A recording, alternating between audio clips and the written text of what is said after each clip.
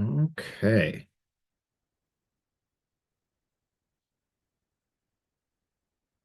All right. And it looks like I believe we are starting the recording.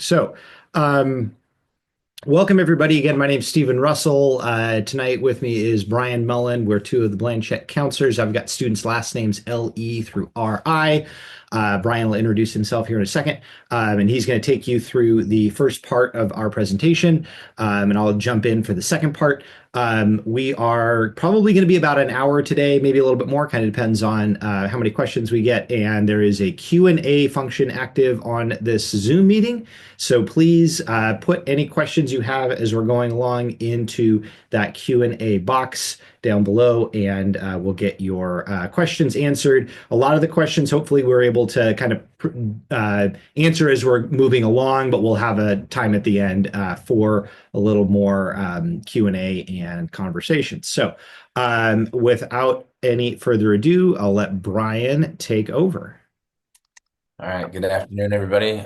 Brian Mullen, last name's A through E, for now, I suppose. And I say for now because that leads us into the very first thing we're going to talk about is the counseling program update.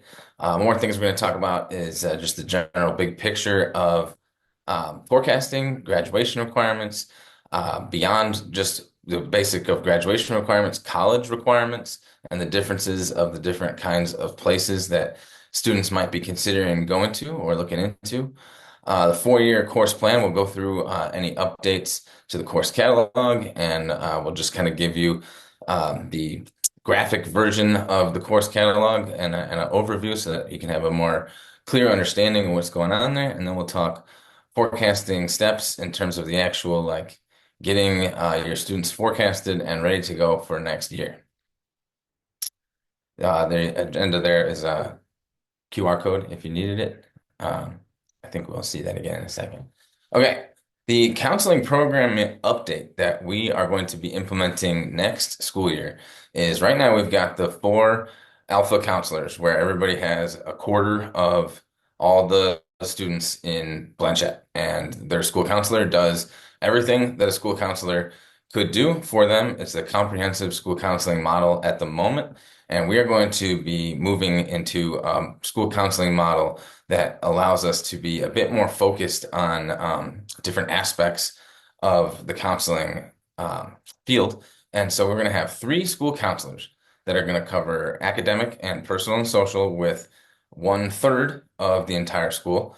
Um, Three school counselors that are going to cover college and career with 1/3 of the student body, and then one social emotional counselor, Ms. Overman, who will cover personal, social, crisis, and mental health support and school-wide SEL curriculum. This is going to break out the actual workload of each counselor and allow them to narrow in on one aspect of the counseling job, and then also to still have their cohort that they can work on. The new program is going to increase the frequency of individual small group and classroom meetings. That's going to allow us to start doing more small groups on the social emotional side of things. It's going to allow for counselors to have more time to meet with students who are individually, who are maybe struggling in the classroom. When progress reports come out, it's right now impossible to check in with everybody in a thorough way. And the idea is now we will have that time and ability to make sure that anybody who's starting down a path of it not going well, we can turn it around quickly. It's also going to enable counselors to build deeper, more meaningful connections with students. We're going to be able to know our group in a more personal way because we're not having to do every single aspect of the job, focus in on the kids. And then we're going to foster and fully develop a school-wide social emotional learning curriculum, really allow Miss Overman to take the lead on school-wide things and then have the three school counselors as her backup on that team. And then strengthen college and career counseling services, having those three counselors that are going to be focused on just on the college process. That's going to be more time as we're applying. That's going to be more time planning what we're going to do for post high school, and then more time even starting to think about it as freshmen and sophomores. And then, of course, supporting each student's academic growth college and career readiness, life skills, and social emotional development, kind of rolling it all up there. So if you can visualize this, what it's going to look like is instead of everybody having 1/4 of the entire student body, it's going to break out into thirds, and you can kind of see the teams there. So if you just take the very first top one there, who will your students work with? If they're the graduating class of 2026 and they have last names A through F, they're going to have me and they're going to have Miss Camden as their college counselor. And Miss Overman will be there for any social extra acute social emotional needs, but I will be able to support kids a lot of the time as well.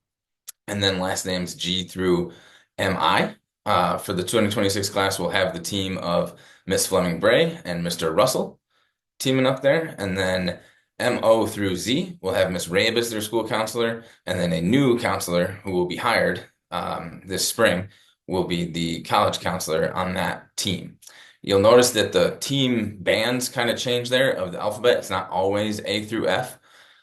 This decision was made so that we could really even out these caseloads by 1/3, 1/3, 1/3 for each team every single year. So this way, we're not going to have one team that really gets bogged down just by the numbers of a junior class, and they don't have time to do anything besides those juniors. And it's just not going to be that way because everyone's going to have as close as we could get it to 1/3 of that class every year. Now, it's going to be a little bit of a task to just make sure you're looking and knowing who your counselor is. But at the same time, once you find out, that's your counselor. Your school counselor is with you all 4 years from day one, introducing and helping you get used to school. And your college counselor is with you all 4 years as well. You might deal with them a bit more as you progress and become an upperclassman, but they're going to be around and they're going to be on your team from freshman year on. So it's kind of one of those things that we'll learn first day and we'll know, and then it will be confusing potentially for some families in the middle there that end up with a last name that switches counselors, but everybody at Blanchette is competent and good at their job. You just have a different team potentially, but most of the time you're going to have the same people. All right, moving to the next here. The frequently asked questions page goes into a lot more detail of what I've kind of covered here. You can jump on there with that link. And then I think we've updated students, they're aware. And then you can keep an eye on the FAQ. We'll update that if some Qs start becoming more frequently asked. Okay, diving into forecasting tonight. The outcome of the forecasting process is not actually making your schedule officially. It is officially requests for your classes. So once the kids are done with this, it's going to go through the process of the academic office is going to take all those requests and put it into the master schedule, run it through the computer, assign teachers and rooms and everything else, and then see what comes out. And then the counselors are going to dig in deeper to the ones that the computer didn't work out for, and we're going to make everybody's schedule work, and that whole process is going to be done by the middle of summer. So there are definitely, you have to include your alternates, and nothing is guaranteed, but some things can be reasonably assumed, but let's just remember that we're just making these requests so that we can put it all together. Once everybody has their schedule made, there's going to be an opportunity prior to the school year starting in August where you can do a schedule change request, and that's a form that you fill out, a Google form, and the counselors can review. And of course, we'll do our best to get everybody where they want to be. We just got to start somewhere. Okay, as we move through tonight, we're going to talk about what courses do you need to graduate and what courses do you need to get into the college of your choice. The difference there being just stuff that we need to meet our graduation requirements here at Blanchette versus each individual student's desire to go to college and which college they would like to go to. So understanding the difference between, well, I passed and I graduated, or did I take the classes that I needed to and do well in them so that the college that I want to see me as an impressive candidate sees me that way. We're also going to talk about how do students select and prioritize the courses that they want. Of course, we want everybody to be in stuff that they're interested in. but we also need to be in stuff that we have to be in for graduation and stuff that we have to be in order to become an attractive candidate to a school that we might want to go to. And then how do students forecast for their courses? That's the actual nitty-gritty of putting it into Skyward. Okay, what courses do you need to take to graduate? This is the basics here. We've got graduation requirements at Blanchette, 52 total credits, 8 in English, and then these are broken down into semesters. You get 1 credit per semester, so 2 semesters a year, all 4 years of English, that's 8. You can do the math there and see that a graduation requirement is only 3 years of math, 3 full years, and then some of the other abbreviations here. AR is art. You got 2 semesters. You can take those anytime. They don't have to be back to back. And then there's business tech is BT. Same thing. We've got to cover those. They don't have to be 1 whole year. They can be, but don't have to be. And then we have to get 6 more electives. Those will be any class that we take over these requirements would count as an elective. Plus, our schedule has plenty of room for other classes that we might be interested in. And then LG is languages. That we'd have to take 2 full years, 4 semesters. That doesn't necessarily have to be back to back, but often recommended because those are tough classes, and taking a break in between is hard on the kids. Couple of notes on the graduation requirements. That 3 years of math has to also get to Algebra 2 or higher. So that's just something to keep in mind as we're progressing through. We're never going to put anybody on a track to not make it there. We're going to know and we're going to see it coming, and we're going to make sure that our kids get there. But if a kid thinks that they took 3 years and they finished with Algebra 1, we're going to have to get back in there. And then PE waivers. I think we're starting to, get a firm hold on this, and a lot of people are having a better understanding, but we have to get these done by the end of junior year. We can't do them as a senior because we just can't have have it out there with, oh, I will do that. So you don't need to schedule me into a PE class, because then if it does not happen and you did not take that PE class, now you are short a PE credit when comes time to graduate. So we just don't mess with seniors doing that. That's something that has to get done sophomore or junior year. It can be a sport inside of the school. It can be an athletic or dance program outside of the school, something that you're putting hours into. We can get approval from the academic office, and they have a whole application system. Check your emails. They send those out regularly so that we are always available no matter what season we're doing a sport.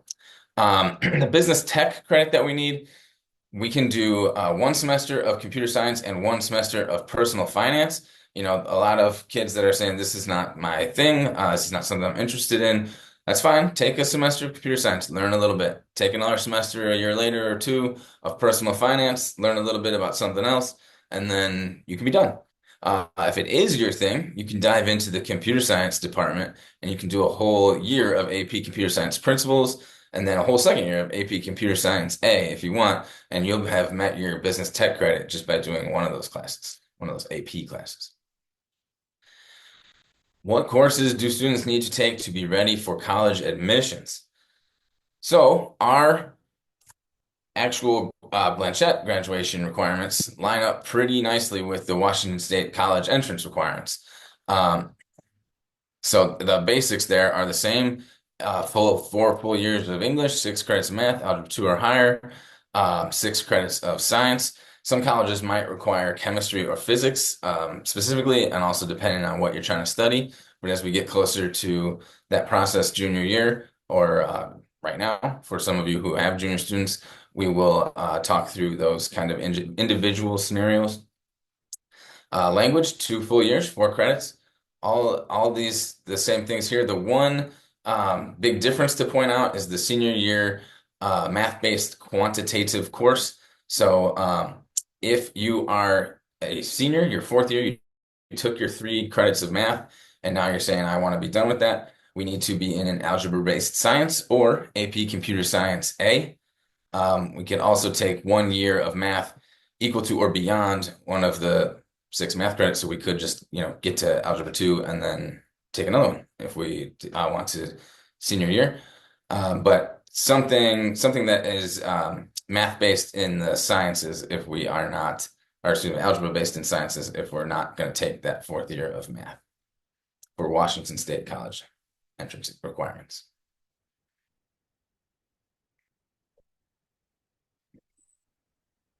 In general, for college requirements, we can always look it up. We can give you a slide for every school and every system across the country, and we'd be here forever. But it's much more efficient to, as we start moving through junior year and exploring the colleges that we might be interested in, just go ahead and look them up individually and find out what their entrance requirements are. You've still got time senior year to to make sure we get all those in if there's anything that needs mopping up. But as long as you know that you're thinking about that school, we can have that conversation. There are some schools with grades, will count grades that are lower than a 2.0 as not meeting their requirements.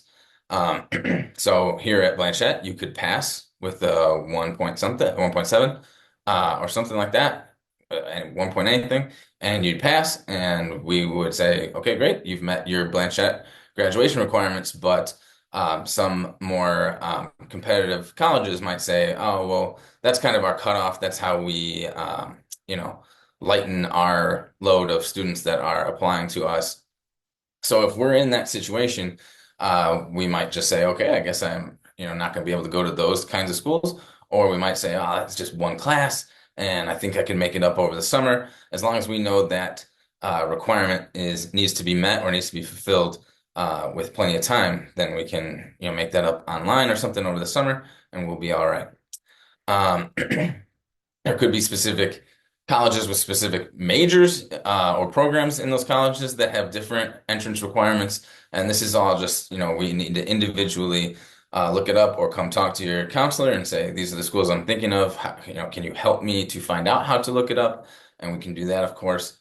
And then one unique requirement that we talk about a lot is the UC colleges and the CSU colleges in California. Both those systems talk about at length and all the wording of this rule where they require 2 semester-long art classes in the same discipline. They write such as choir, band, theater, or visual arts. So each kid can talk to us if that's the schools that they're thinking about. The overall gist of that I'll talk more about as we get to the art slide for the course catalog. But the gist is they are talking about if you took band, they want you to take another band, or they want you to take choir. If they took theater, they want you to stick with something that's like theater. And if you took drawing, they want you to stick with like a fine arts and stay in that realm. Now that changes a little bit based off of each particular school, and it is absolutely confusing. We're doing our best to get clarity from them every year, but that is what they're going for. Is it doesn't have to be drawing 1 and drawing 2, or make it to AP level art or whatever. They're just talking about staying in the same discipline, and we'll see that visually when we get to that slide. Okay, for competitive college admissions, now we're talking about schools where it's tough to get into, and we want to make sure that we separate ourselves and not just meet minimum requirements. We're going to need 4 years of math, 4 years of science. A lot of them are going to look for 3 years of a language or more additional years in other core subjects. So really pushing ourselves junior and senior year all the way through to the finish line. They're also going to look at how well has the student accessed all of the available upper level courses in our school for their entire career. Did they just start taking APs as a junior and senior, or did they try out something sophomore year? Were they in honors as an underclassman? So just the general theme of we're going to have to push ourselves hard if we want to have a shot at some of those competitive colleges across the country. Keeping an eye on the prerequisites for advanced classes and AP courses. It's not just that we get to say, well, I want to because I want to go to a competitive college. We need to also have shown that we, have the ability to put our nose down and work sometimes, that we have the understanding of the stuff that we'll need to know before we go into that class. So just keeping an eye on that kind of stuff as we're thinking about what classes we're going to forecast into. And the question of how many honors and AP courses should a student take is individual to each kid. They're going to talk to their counselor, and we're going to talk about what was this year like. Did it go really well? Well, let's consider making it a little tougher next year. Let's push it a little bit. Did you push yourself this year and kind of find a little bit of a limit, or find that that was really taxing and it made doing other parts of life really, really hard? Well, we can consider uh, pumping the brakes a little bit if need be, or finding the strategies that help us maintain that rigor level for the next year, and then still be able to live happy, healthy lives. But there is no number that you were able to just tell you of what you need to take to get into this school. It's not how it works from their admissions department, and it's not how it works in terms of how we're going to take care of our students, because we want to make sure that they're in a course load that is appropriate for them, that allows them to push themselves and try new things, and be proud of the work that they're able to put in. All right, the course catalog. Diving in. The business tech department, as I was describing earlier, we'll see a couple things that I've talked about already, but we'll see them visually now. You could take computer science over there on option 2. You could take computer science and personal finance, 1 semester each, anytime during your 4 years here, and you would have met your requirement. You could also take 1 whole year of AP Computer Science A or AP Computer Science Principles, and you'd meet your requirement.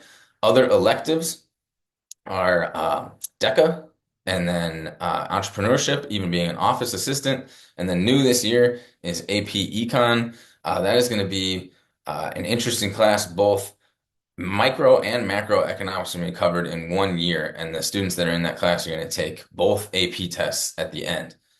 So that is going to be something. I'm excited to see which kids want to get in there. In terms of pushing yourself past the basics, taking that AP Computer Science Principles class. If you took computer science and then you said, wow, I really like that, I want to learn more about that, Principles is great for you. And if that went well, and there's time, taking Computer Science A is excellent as well. English, a little more straightforward here in that we've got levels designated for each grade. So Honors English 10 or English 10, AP Lang or English 11, and AP Lit or English 12. You will talk to your English teacher as if you're thinking about moving from one level to the next. So if you're in regular English 9 and you're thinking, I think that went well, and I want to go to Honors English 10, talk to your current English teacher and see what they have to say about it. They'll be honest with you. And if they say, I think you could do it too, I'm excited to see you push yourself. Awesome. Same thing for any jump from any of the, level Englishes to an AP. These are great places to learn a lot more push yourself, but they're also going to require a ton more work. I talk about that in a moment, but I'll quickly cover that other general electives. So below that black line on any of these slides are going to be things that you can take that count for that elective credit, but they won't count towards your English graduation requirement. I believe the next slide talks about, Honors English there. So, if you're wondering if that's going to be right for you, moving up to Honors English 10 from regular English 9, you're going to want to ask yourself these questions. And most of these boil down to, and we even listed, do I like reading a lot? Twice there, both bookends. Am I motivated to do this? Do I enjoy doing this? So, these are questions of basically, is this ton of work that you're going to put in? Is this going to be something that you're excited to put in, or is this going to be a slog because you really don't like this? And that's going to make it twice as hard. You're going to see similar messages here about AP Lang and Comp. Do I like writing? And then do I like writing a lot? Do I want a challenge? Do I enjoy reading nonfiction? Am I ready to work at the college level is an interesting question to ask yourself. Maybe talking to your teachers there as well, like, how close am I to being at the level to being able to do this? But again, a lot of these questions come from, are you motivated? Are you excited? Because it is going to be a lot of work that you have to do by yourself and that nobody else can do for you. So if you're excited for it, awesome. And if you're not, then think of if you can find that motivation because you want to take high level courses so you can go to a competitive college. Or if you can't find that motivation, then this might not be right for you. A very similar picture for Gov. Oh, we don't have Gov? Okay, never mind. Any case, be a very similar picture for Gov. All the same questions. Um, the languages department, we're all over the place here. Big graphic, but basically, once we start in a language, we're gonna stay there.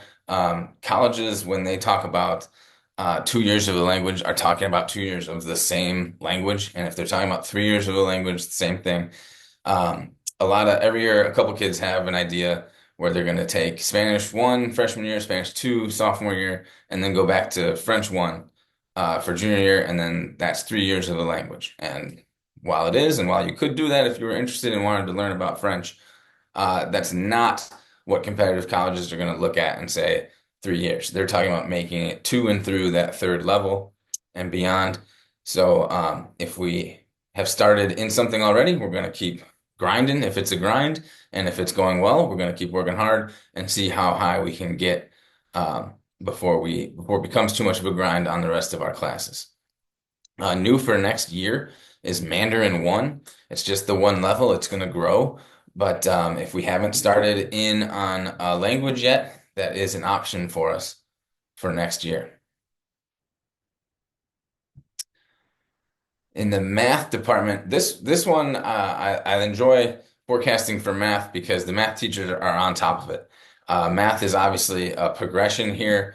You have to know the thing that came before to be able to know, that we're going to be able to succeed in the next level class. We're not able to do a lot of like skipping and jumping around. And while it's obviously a lot of work, these are pretty straightforward. The math teacher from this year is going to give a recommendation for what math you should be in for next year. That's going to come with the student to their forecasting meeting. It's in there for Skyward for us to see. And we might have a discussion about at the upper level or upperclassmen levels, like, oh, I don't know. Is there anything else that I could try? That sounds like a bit much for me. I think I can push myself. I want to go more. And I want to say, let's go talk to your math teacher about it. There are some students that end up trying to take a math class over the summer so that they can move, ahead 2 levels essentially over the course of one school year. And that works out sometimes, and other times ends up with kids doing a lot of work and not getting what they wanted. But these are all recommended by the math teachers, the teachers that work with the kids every day and know what they're capable of and know how kids at their level have done at the next level over years of experience.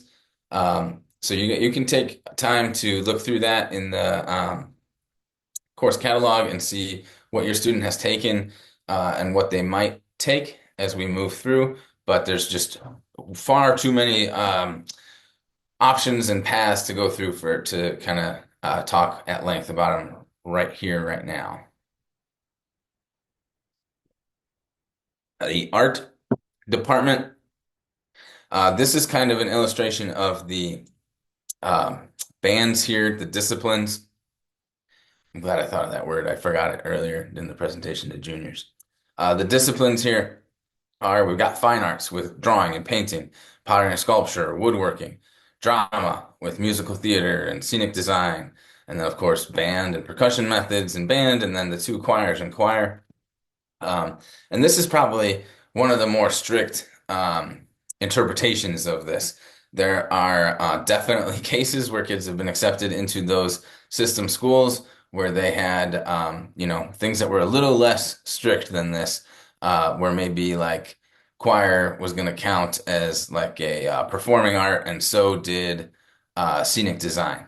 So it kind of depends because those systems, while they are a system, they are still there are some schools that are extremely competitive, and some schools that are medium competitive, and some schools that are regular competitive. So a little bit. I think they would like to talk to us like it's all one big rule that everybody follows. But we'll kind of talk individually if that falls into something that your student is thinking about. And because there's so many options here at Blanchette, we do have the ability to kind of make that work for everybody, however they need it to work. There's also the intermediate and advanced classes. This is not to say that you have to get one from above the line and one from below the line in each discipline. You can be both above the line for sure. They just want them in the same discipline, but these are options down here for students that want to really push themselves in the art department. And then PE and health, everybody gets their 2 semesters of PE freshman year. So you're done with 1 year, and then you've got one more year to go, 2 more semesters over the next 3 years to get in those PE credits. We've got 3 different classes that you could take that would give you the credits, and then sports medicine is a general elective and won't give you a PE credit, but is in that department. Um, we can, of course, get that waiver during sophomore or junior year, and then we'd only have to take one of these classes above the line here to meet the PE requirement. With science, we got some new stuff to talk about. Kind of similar to math, where the teachers are going to recommend what comes next.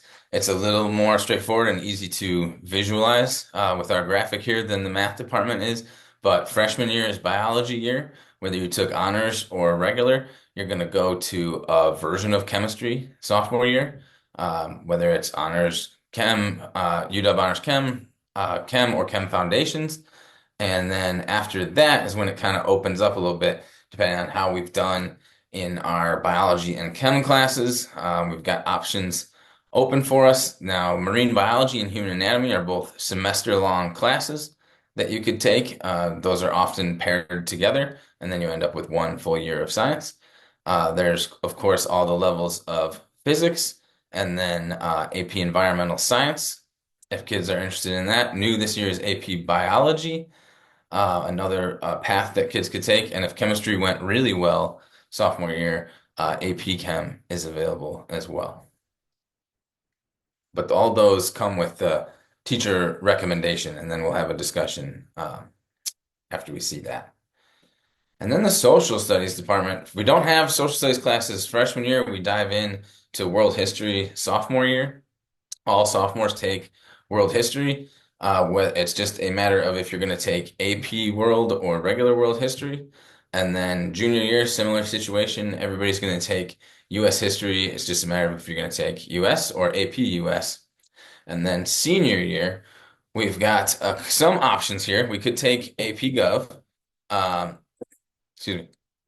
And that is a full year course that's going to, be lots of work. We'll talk about that in a moment. But there's also the option of taking 2 semester-long classes in the social studies department senior year. One of them is going to be American government and politics. Everybody's taking that. Whether you're taking it for a whole year at the AP level or just one semester is up to you. And then the next semester or the coinciding semester is going to be either American ethnic studies or US history after 1945. Psychology is a general elective in the social studies department. You can take that at any time. That one fills up pretty good usually. So a lot of juniors and seniors in that one. We'll talk a little bit about what you should be thinking about if you are interested in AP World. This one is tough because there's not AP classes available freshman year, and you also didn't take social studies freshman year. And now you can opt in right into AP World History as a sophomore. Lots and lots of reading in there. There's no summer homework, but there is a higher homework load during the school year than in World History class. Homework to almost every class they wrote there. It's obviously like a fun class, but they're moving at a fast pace. And then it does take the time. You got to put the work in here, same as those other AP classes that we talked about. Um, but we do well. The kids that take this class do well on the AP exam.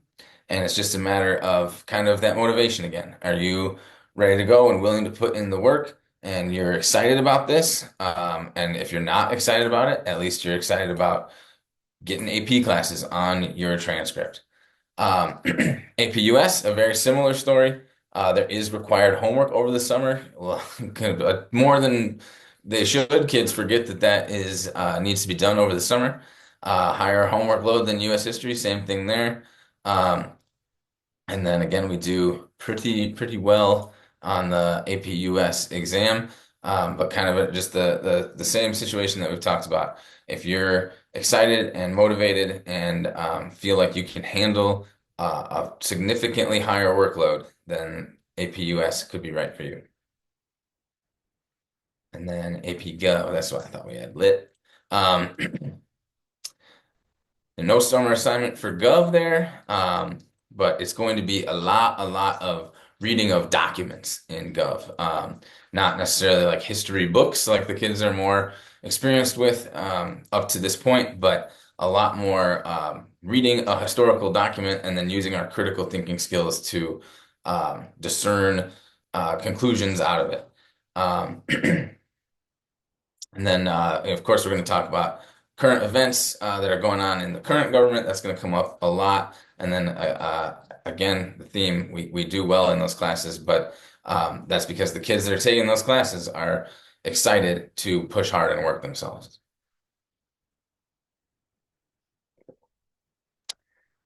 Our theology department is pretty straightforward in that after freshman year, we're moving on to theology 10 and then on to theology 11. Everybody's doing that. Senior year, you do get a choice. You're going to do 2 semester-long classes in theology, and you get to rank those.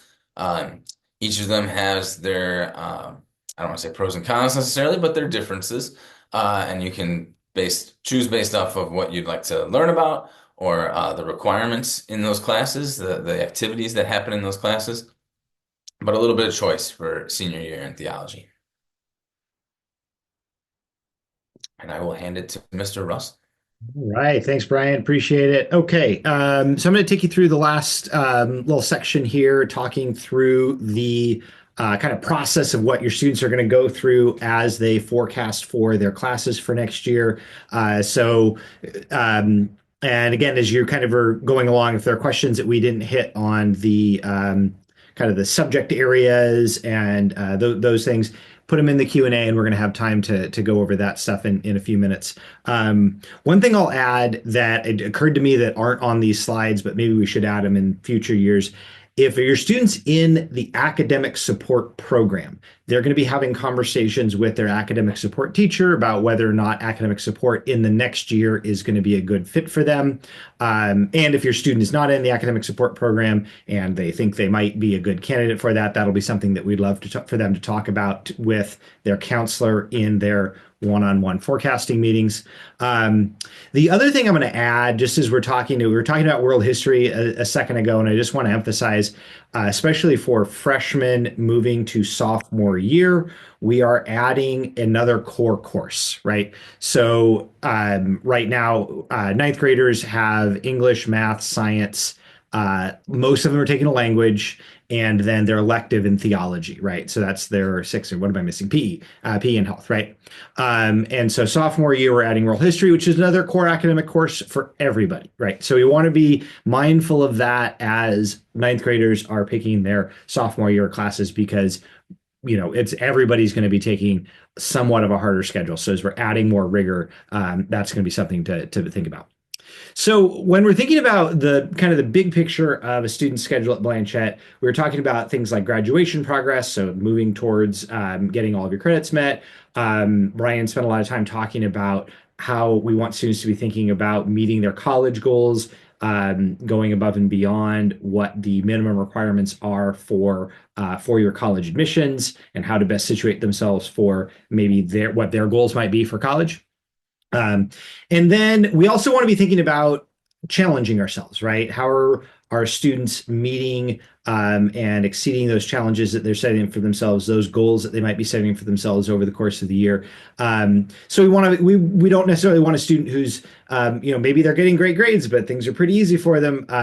That's great, but from a counseling perspective, that's something that we're going to talk to them about. We want to see them pushing themselves academically, and we're going to find hopefully the best way that they're going to be able to do that. And then really undergirding all of this, hopefully, is balance. As school counselors, when we're talking with students about their schedules, we really want to make sure that they have something that provides balance for them.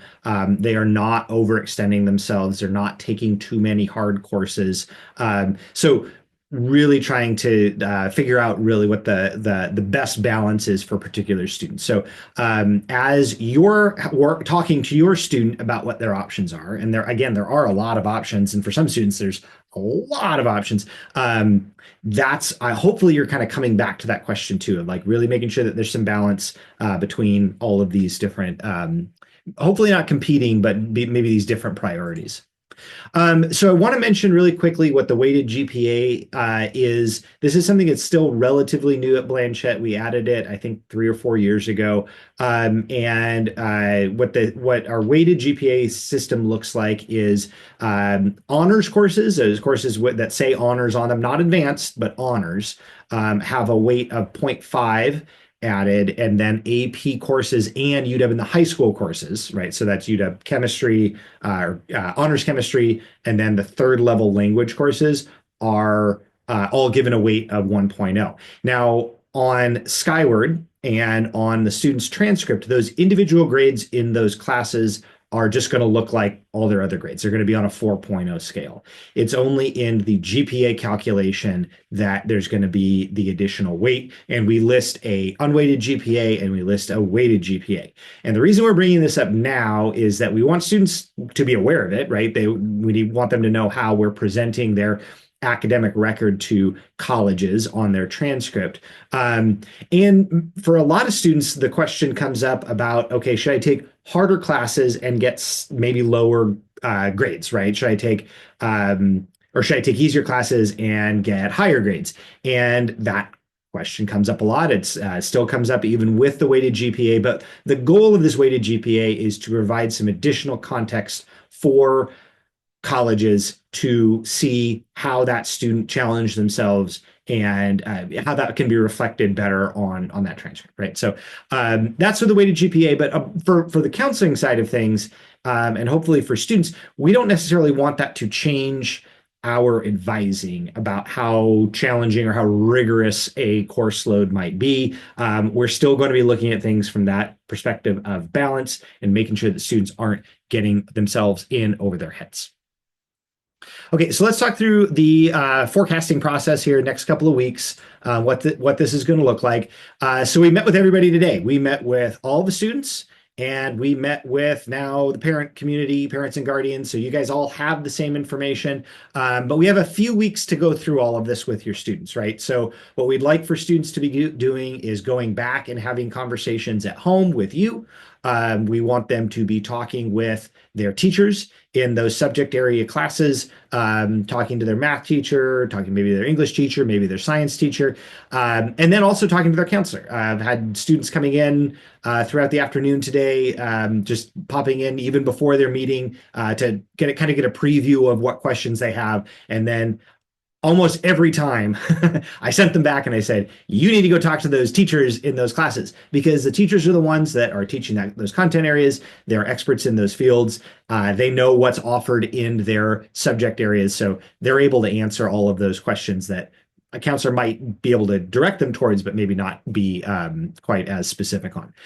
Counselor meetings. So we just sent an email. I think everybody was able to send those. Counselors sent their freshmen an email this afternoon with their meeting times. And those meetings are going to be later this week and next week. Okay. So February 6th, 7th, and 10th.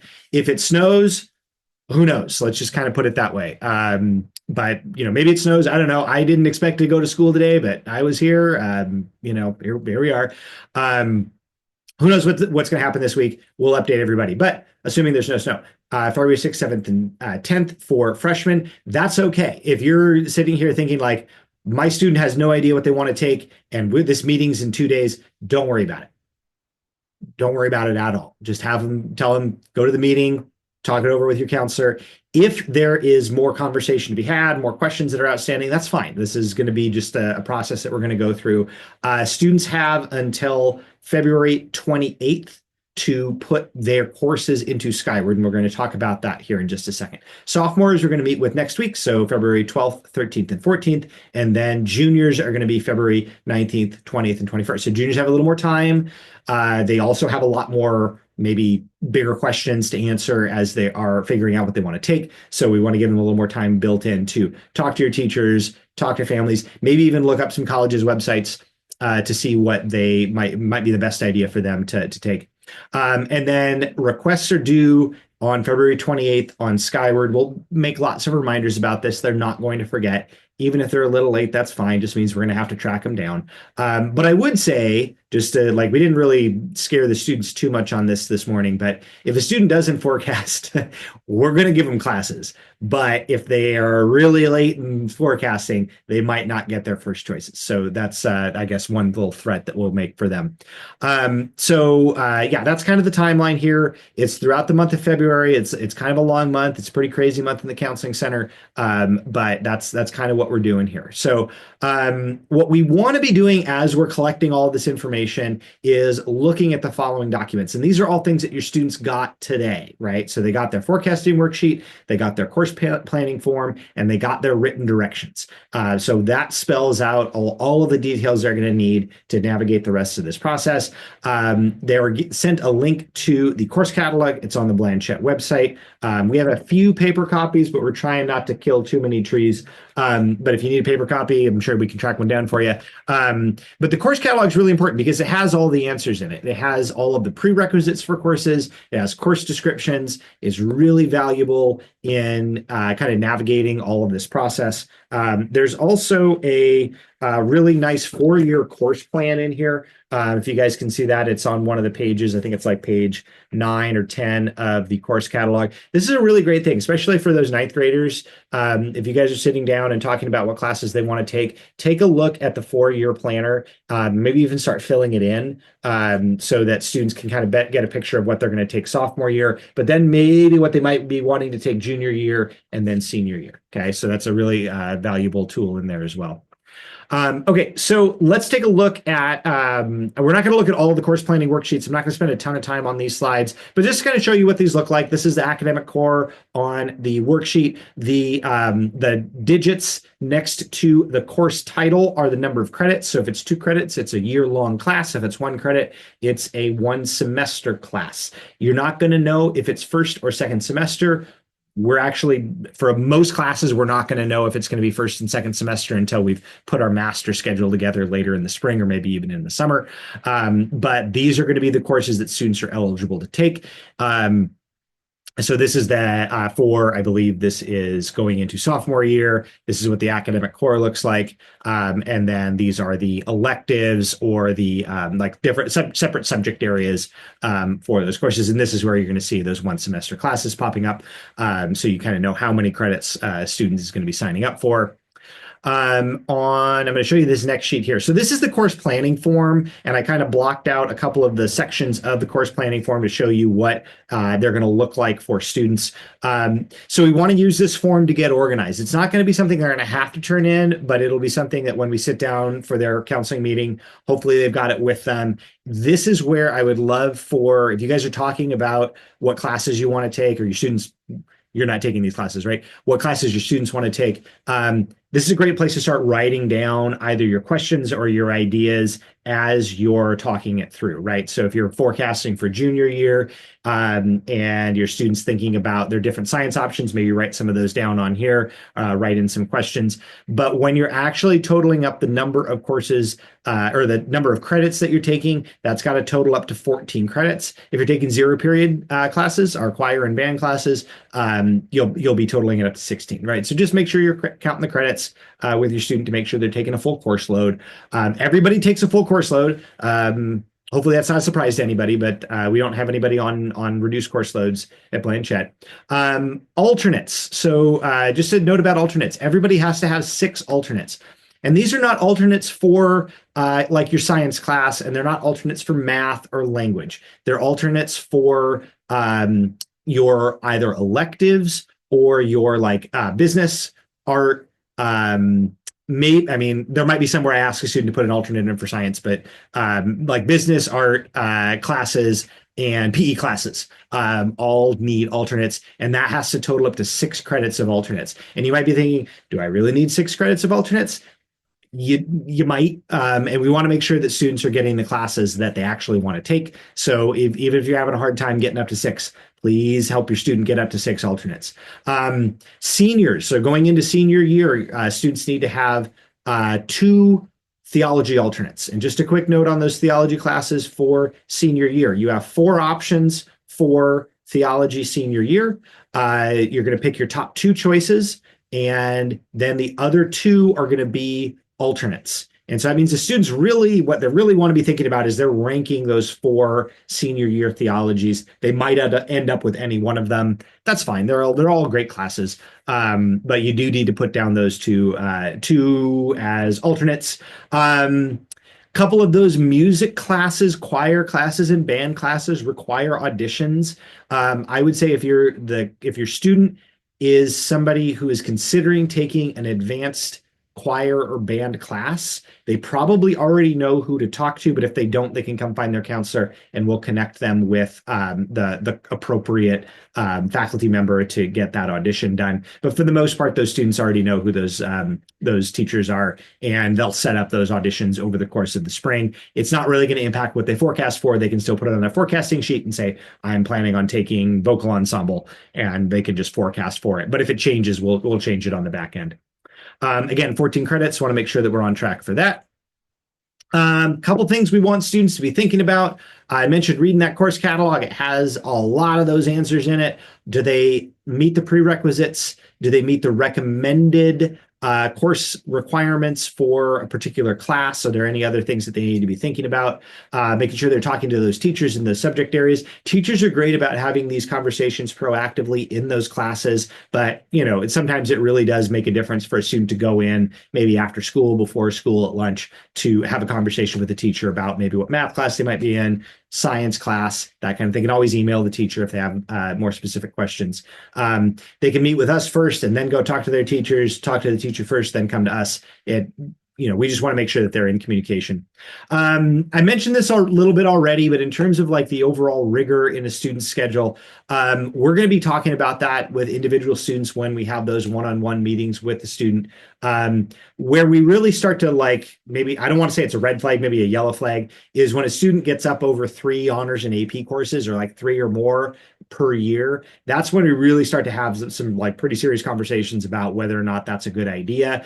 We do have students who are taking 4 or 5 honors and AP courses. It's really hard to take a whole lot more than that, logistically speaking. But that's kind of where we really start to is this a good idea? And for some students it is, right? They kind of know where they're at academically. They've been talking to their friends. They kind of know from their teachers, this is what shape they're in for those options, but that'll be a pretty close look that we take with them. But that might be true of any student that wants to add 1 AP class. That might be something we really want them to be thinking about, whether or not that would be a good idea. Maybe it will be, and that would be great for them to push themselves a little bit more.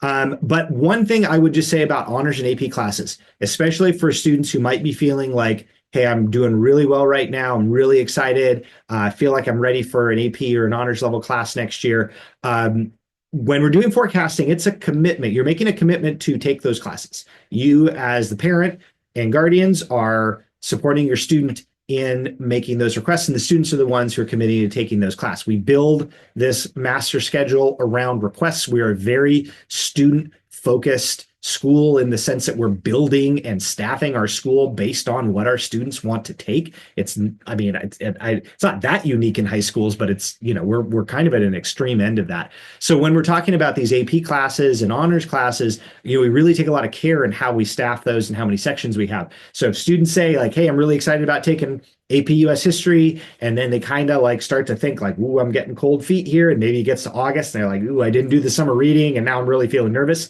It's really hard to change out of those classes as the further we go into this process. I'll just tell you that it's really tough to move from an AP to a regular section in August. Okay. So do the best you can to reinforce that with your students. We're really nice about it here, but sometimes there's not a lot we can do, and a student signed up for it, and that's what they're going to take.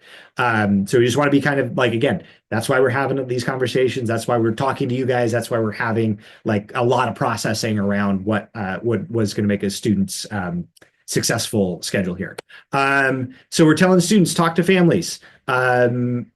We used to have parents have to like sign, put a signature on a piece of paper. We don't do that anymore. We're trusting that you guys are having some dialogue at home and that you're signing off on what they're taking. However, if you don't feel like you guys are on the same page after your students meeting or after they put their forecasting stuff into Skyward, that's something, I mean, please talk to your student about that. But if you have questions that need to go through the counselor, that's fine. I mean, sometimes we end up having larger conversations around forecasting because of the questions and concerns that are coming up during these conversations. But please try to make sure that everybody's on the same page. And then one note for seniors, we mentioned this to the junior class, want to make sure that this is on their mind, but their senior year schedule is part of their application to colleges. I don't know why I'm using quotes there. It's not really in quotes. Colleges are going to see what students are taking or what they've taken and their grades up through the end of junior year. And then they're going to pay really close attention to what a student signed up for in their senior year. So that does actually make quite a bit of difference when colleges are looking at those applications. They might even see first semester senior year grades. That's a pretty big part of review for some colleges. So again, even though we're going into senior year and maybe your students have been working really hard getting ready for, getting through junior year, getting ready for college, we really want to make sure that they are at least kind of maintaining the rigor in their schedule in their senior year. So that's going to be something in the back of our minds as we're doing that part of the advising with the juniors. So counselor meetings, just to preview this for you all, your student's going to get an email from their school counselor with appointment time on it. All they have to do at that appointment time is show up at the counseling center and we'll have their meeting. Usually it's like 10 minutes or so.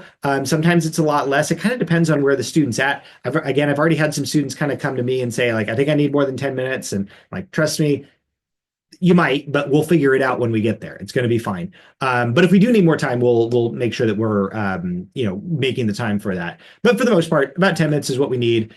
Talk through what they need to take, answer the questions that need to be answered. And that's going to be, we're going to be in pretty good shape there. If they can bring in their forecasting materials, that's always awesome. I know they don't always have that. We'll have extra copies. But if you guys are talking at home about questions that you have about, what should I take next year? Should I take Spanish 3 or honors Spanish 3? Should I take what chemistry option do I have? What should I take for these electives? What makes them? Just start writing that stuff down, put it on a Post-it, use the forecasting materials, write that stuff down. It's always great because students will have their notes of what they want to take. And then usually they'll have like some different handwriting, maybe adult handwriting on there with some other questions. Totally fine. Great way to do it. We'll make sure that those questions get answered and everybody's feeling good about what we're doing. After that meeting, that's when we want to have students get onto Skyward and finish up this process. So I'll kind of talk about that. I'm not going to spend too much time on it just because it's Skyward. We're almost done with Skyward, guys. And I don't know if we announced this to parents and families yet, but we're going to be moving on from Skyward. It's the last year we have to do this. I cannot tell you how excited I am. It's been like the longest, however many years, too long, too many years have been wasted on Skyward. So almost done. But one more run down the forecasting entries on Skyward. Once you've done it before, it's really not that complicated, so don't worry too much about it. If your student gets confused on how to put their courses into Skyward, they can just come back into the counseling center, and we're going to help them with it. They have the instructions. This is just kind of a visual of where they're going to click on view requests, click on that, and there'll be a little dialog box for them to follow. But they have the instructions written out. Okay. I think I talked through most of this stuff already, but just kind of a recap. We got through we gave them the instructions today. They can start actually putting their courses into Skyward. I believe it opens up tomorrow. So if you and your student know, we're pretty sure we're forecasting for these classes, they can actually put those into Skyward. But then they're going to have their meeting with us. I was just told today enrollment contracts are due to the business office on February 27th, by February 27th. So that's for the parents and guardians to know. I assume there's going to be some communication from them about that. I haven't read the weekly update tomorrow, but that maybe there'll be something in there on re-enrollment, but that's due February 27th. If there are placement changes, so this is something that kind of comes up later in the year, and it might be a part of the conversation that we're having with students about what classes they're going to take.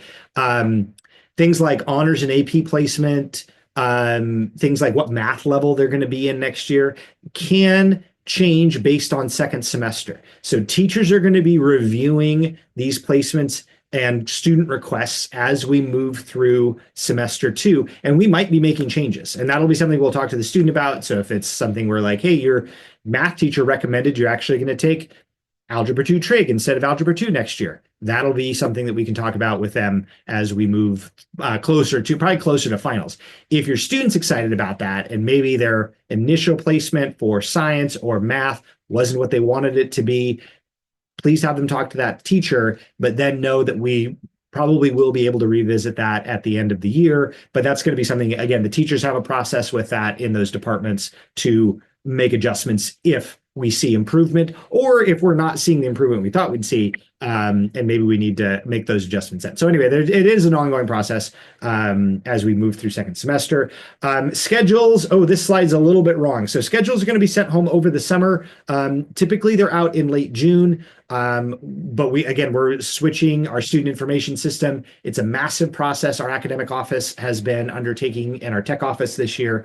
I think we're in really good shape with it. We're really excited about the new program that we're running out, but that does mean that our schedules might not be done right at the end of June. So I would hope over the summer, might be July, might be August, fingers crossed. But it's going to be in the summer that students will actually get their schedule. And that's when they're going to see, what teachers' names, classrooms, what period I have what. Again, what they're doing right now in forecasting is just making these requests, and then we're building our schedule around that. Okay. Again, this is a repeat of that first slide that I did, just kind of a recap of what we talked about. I'm going to go ahead and skip that because I want to get to the Q&A. Couple of plugs, and I think, Brian, you're looking at some of those Q&A questions, and maybe you have one ready to go. I'm going to make a couple of plugs here. If your student is a junior, please remind them to check their email. Their school counselor sent them an email to invite them to sign up for their college planning meeting. Those are ongoing. We're going to be doing those through the rest of the year. I've already done a bunch of them. I know that everybody's been pretty busy with those in the last couple of weeks. We're taking a little bit of a break here to do the forecasting for a few weeks, but then we're going to kick right back up at the end of February and all the way into March. So signups are for those right now. If you haven't talked to your junior about that, please remind them to check their email. And it was probably a couple weeks ago, but they'll go find it. They'll just look for their counselor's name. It'll pop right up. So please have them sign up for those times. And I would say if you can't find a time that works for your schedule, because parents are invited to these meetings and we do expect you to be there. We'd love to have you there. If you don't find a time that works in your schedule, please have your student talk to their counselor. We'll find a time and make sure that we're all able to get together. A couple more plugs here really quick. The JET is the Jesuit Excellence Tour. It's a little mini college fair with a bunch of Jesuit colleges that come through. That's actually, we just found out today, not going to be April 30th. It's going to be May 1st. We'll make a lot of announcements about that. But if you have a sophomore or a junior, this is a really great way to get a little more exposure to colleges. It's a very small college fair, but we've got, Gonzaga, USF, various and sundry Loyolas, usually Fordham's there, quite a few colleges. I think there's usually like between 13 and 18 Jesuit colleges, Santa Clara, Loyola Marymount, right? So a lot of colleges that your students are might be interested in applying to. Little mini college fair in May. Mac Fun Night. This is for our Multicultural Affairs Council is May 16th. I always like putting a plug in for that. It's a fabulous night. Tons of fun. Please join for that event. And then last, but like maybe most important, I always plug this when I can. We're always looking for host families for our international program.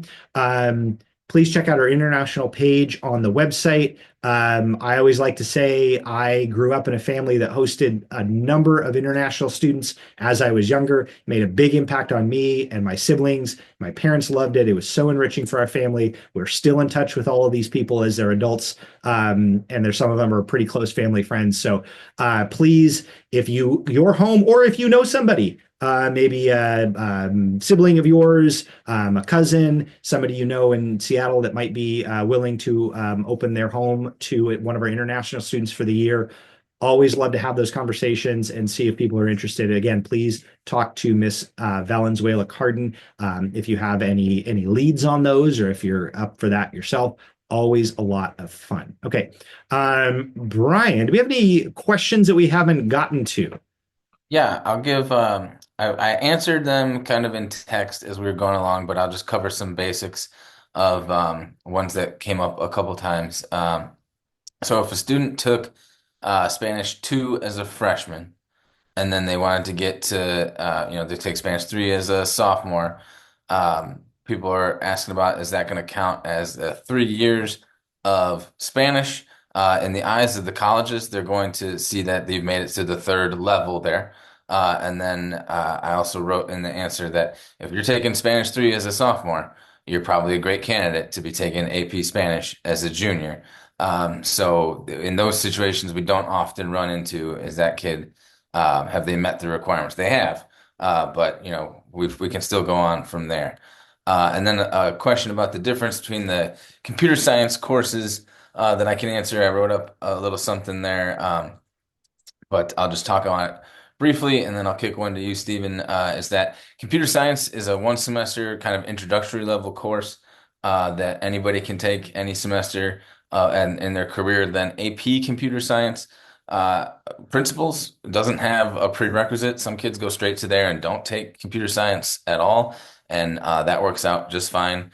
Mr. Freeman does a good job with those guys. He's described that class as kind of the more creative of the AP computer science classes. And as long as you're willing to put in the work, you can do well there. And then computer science A, AP computer science A is the kind of higher level. I think when they think about kids going straight to there, they usually want to have a conversation about their computer science background, and know that they at least know what they're getting themselves into if they think they can do it. But that is a brief breakdown of that. Talked about a couple other things that are a little more specific, but something that came up, Stephen, that maybe you could speak to is we don't have tracks at Blanchette in math or science, but what are the options, or how can things kind of play out for kids that maybe got forecasted into like a chemistry foundations for sophomore year, and they're hoping to make it to upper level classes like AP Chem. Yeah, that's a really good question. Yeah, I saw that question as well. So if your student is maybe currently in Chem Foundations, and they're wondering if they can make it to AP Chem or even like AP Environmental Science, the answer is like it's a maybe, but we'd really like them to have that conversation with their science teacher. I would say for AP Chem especially, a lot of what we're looking at is their math level. Okay, so it's having had like a foundation in chemistry in Chem Foundations or regular chem or honors chem is all great. But when we actually look at like who's going to make a good fit for an AP Chem class, we're not just looking at that. We're actually going to also be looking at pretty closely at what math level they're in. So take a look at the course catalog, because I think it does say that their requirements are regular chem or honors chem. But as with I think pretty much every single higher level class we have, there is just department discretion on those questions. So if your student's like, I'm in Chem Foundations, but I'm doing really well with math, and I feel like I'm in a good shape to take like AP Chem or AP Environmental Science, maybe AP Bio in my senior year, maybe junior senior year. That would be a conversation I'd love for them to have with their science teacher. And then we'll talk about it too. So kind of talking through what kind of we see with them and kind of what would be a good fit for them. Maybe it wouldn't be if they're in Chem Foundations next year or this year, maybe not junior year, but I would say like maybe it's senior year. That would be kind of what we'd shoot for. And then we'd think of like what would be the best fit for junior year science, right? And then math, and then kind of let that math skill develop a little bit more. Yeah. So we answered that one live. And okay. And while we're talking about science, I saw another question here about algebra-based science courses. So one of the requirements for college entrance and the senior year schedule, right? So there's this one you can see it in the course catalog. It's on. I'm not going to go back to the slide, but it's on one of the slides earlier. Is senior year students have to be in either a math class or an algebra-based science course. Now, if a student has taken pre-calculus as a junior, they have already met that college entrance math requirement. They do not need to they don't need to make they don't have to take math or science senior year. They're probably going to want to, and we'd love them to, but they theoretically would have met that requirement. If a student maybe hasn't taken that level of math yet, and we're concerned about them meeting that college requirement, I think the easiest thing and the best thing for them to do is to take math senior year. Okay. 100% really like to see everybody take that fourth year of math. But if they, for some reason they can't, physics is the algebra-based science option. And I think there might be one other one, but that's something we're talking about, like maybe one or two students a year that we need to worry about. Again, the best thing they're going to want to do is take the appropriate math class senior year, and they're going to be in good shape. But that's a very case-by-case basis when we're sitting down with students to really make sure they're actually going to meet those requirements. Brian, you got another one? I think this next question, the question about are the business tech and PE requirements taking up elective slots, it sounds like it's about the specific course planning worksheet. And I'm trying to look that up right now to make sure that I phrase that correctly. Okay, while you're doing that, I'm going to answer a couple of things that came in on my chat request. So, one question is vocal ensemble count zero. Does a 0 period vocal ensemble count as an art credit? Absolutely, it does. Graduation requirement, college entrance requirement, vocal ensemble, absolute art credit.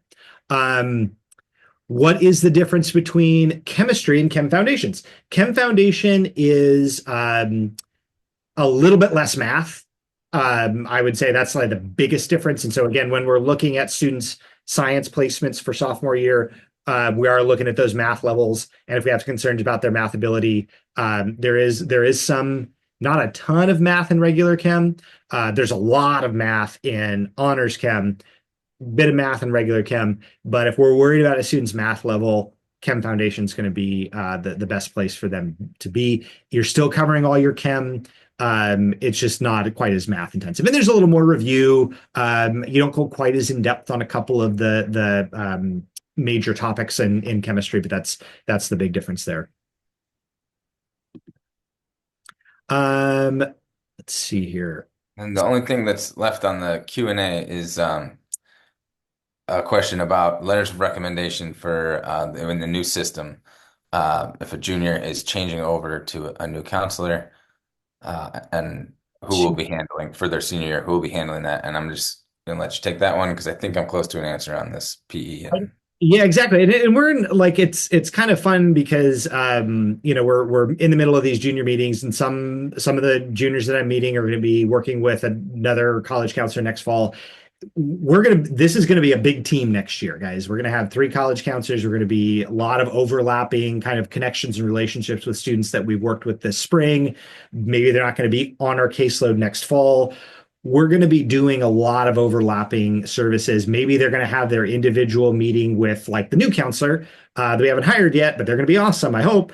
That's the plan. But we're going to take a lot of really good notes. In terms of who's actually writing a letter, it's probably going to be their assigned counselor, but I can tell you that, we're going to have a lot of input in terms of, what goes into that letter, and kind of what our kind of experience has been working with that student. So, just know that we're going to try to ensure as much continuity as we can between what we're doing with students this spring in our junior year advising, and then what gets reflected in the things like the advising we're doing senior year as we're finishing up the process and getting them, supporting them in their like applications, essay writing, finishing up everything they need to do. And then that counselor letter is, I mean, it's pretty important. It's definitely something that we spent a lot of time on.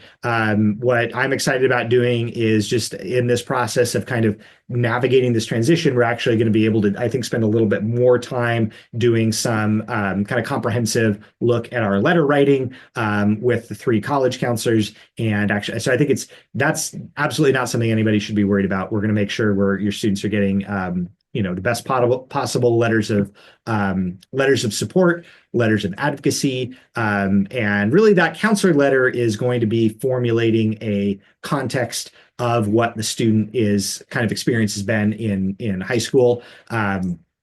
Colleges are going to get great letters, so I would not worry at all about that. I'm really excited about kind of getting into that point of kind of how we're going to onboard this new person and introduce them to all of these new students, all of them that we've worked with this year. And remember, they're also going to be on a team. So like if you have a new counselor, so if you're at the end of that alphabet and your student right now is working with Miss Rabe is going to be working very closely with our new counselor. So a lot of that is going to be reflected in how that student is going to experience working with our new person, right? Which is, again, very exciting. So hopefully that kind of, we're going to talk more about that stuff as we get a little bit further into the year, but hopefully that kind of lays that out a little bit more there. A couple more things here. I want to make sure that I'm getting to Brian. Do you have any more on the Q&A? I've got a few more that came through in the chat. Yeah, I've reached the conclusion on the 4-year plan, PE and business tech electives there. The way the 4-year plan is played out in the course catalog, yeah, those would be electives that you would have to fit in there. They're not listed in any other place. They're just listed as are represented by an elective spot there. So those could go anytime during sophomore, junior, or senior year, even freshman year for the business tech. As you look at that, it looks a little tight freshman and sophomore year. As I looked at the course catalog, I was like, oh man, I can see why we're worried that we're not going to fit things in, but it really does open up junior and senior year, and kids don't struggle to get those in. Couple more questions on here, and then we're going to wrap it up. So if a student is in an AP class, can they change at the semester? The answer is hopefully they won't have to, right? We would really like to plan ahead so that they don't feel like they have to change. If we really, really, really have to do it, I mean, yeah, we can. We only do maybe a couple of those a year, so it's not particularly common. And hopefully we can get ahead of those situations during the course of the year if they're in an AP class and they need to bring their grade up. We want to make sure that they're getting the support that they need to do that. But if worst case scenario, but I really would not want a student to kind of think like, I'm going to try an AP or an honors class, see how it goes for the semester, and then change. Not a good plan. We want to make sure that they're in the right place from the beginning. Another question, are there 0 period PE classes? We don't have any 0 period PE classes. I guess, we have the PE waiver, which I guess counts kind of for the same thing. It said you're taking your PE credit outside of the context of the school day. So yeah, no 0 hour PE, unfortunately. Let's see here. A couple more. Oh, new econ. Why do we have an AP and we don't have a regular econ? The answer to that is we used to have a regular econ class. It was one semester, and there were some semester or some years that was kind of popular, but we just didn't have enough interest in a regular one semester econ class. But we've had a lot of kind of persistent drumbeat for an AP econ. Now, we're going to see how this goes. We've had a lot of students who have been very excited about this. Again, to Brian's point, not sure who's going to sign up for it yet, but that's kind of the genesis of this, is that we just didn't have enough interest in a regular econ, but now we've got we do have a lot of interest in higher level econ class. So I'm really not sure how challenging it's going to be. It's they're some AP classes are like really, really, really rigorous, and some of them are just like very rigorous. So I'm not really sure on that matrix. So if students have any questions about AP Economics, we directed them to Mr. Turner, Ian Turner, who's going to be able to answer those questions for them and hopefully give them a little bit of context. Okay, last one I've got, and then we're going to wrap it up. If a student took Spanish 3, but not honors, just regular Spanish 3, could they go to AP Spanish? And that is going to be back to the teacher. If a student comes in and asks me that, I'm going to say, I would love for you to have feedback from your Spanish teacher about what they think the best course of action for you will be next year. I have seen students who have jumped from regular Spanish 3 to AP Spanish 3. It has absolutely been done. But I've also had students who have talked to their teacher and they've decided probably not a good idea for whatever particular reason. So, okay, that's it. Thank you, guys. Hour 20 minutes, not too bad. This recording is going to be on the Blanchette counseling page. I want to thank Brian. Shout out to the other counselors who put the presentation together. Really appreciate y'all being here. And we will talk to you guys later. Thanks, everybody. See ya.